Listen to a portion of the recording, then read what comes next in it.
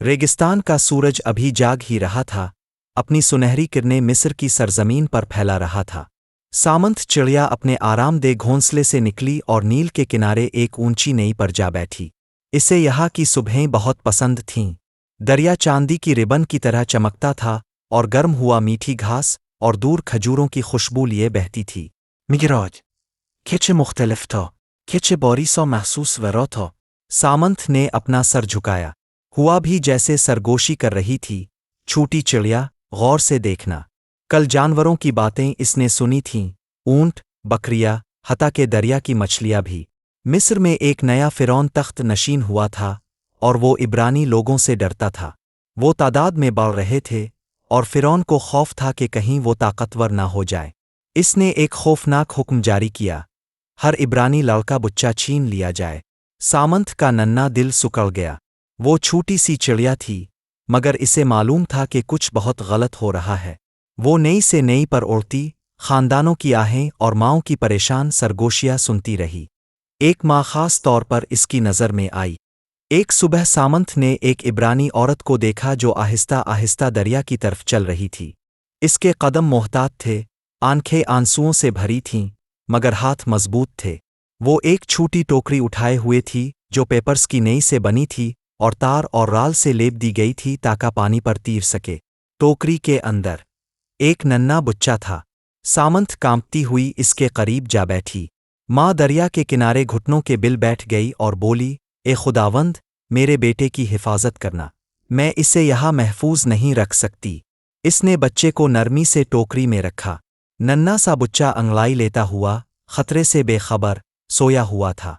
माँ ने इसकी पेशानी चूमी, टोकरी को पानी में धकेला और बहाव के हवाले कर दिया।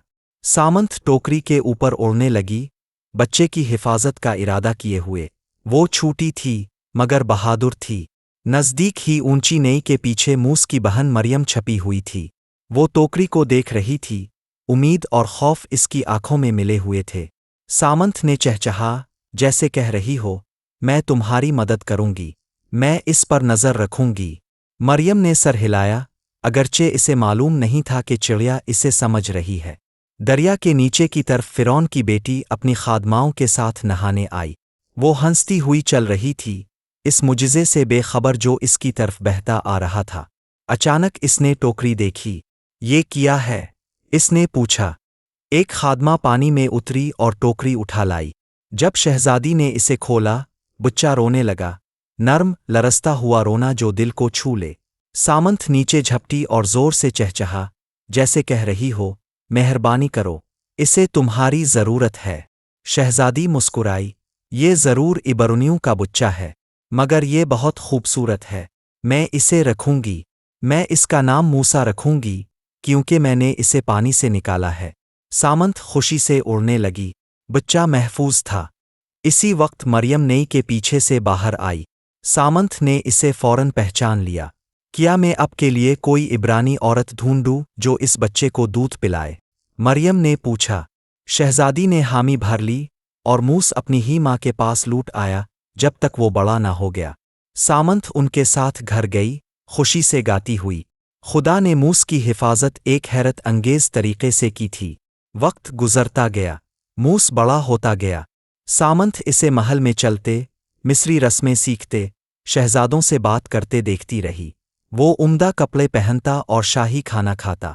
मगर सामंत ने ये भी देखा कि वो इब्रानी लोगों की तरफ रहम से देखता था। वो उन्हें धूप में मेहनत करते, ईंटें बनाते, भारी पत्थर उठाते देखता। वो उनका दर्द महसूस करता। वो दो दन्नियों से ताल्लुक़ रखता था, मगर किसी में मुकम्मल नहीं।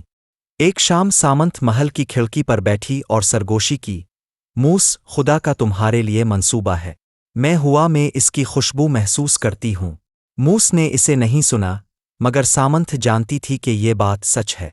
एक दिन मूस ने देखा कि एक मिस्री सिपाही एक इब्रानी गुलाम को मार रहा है।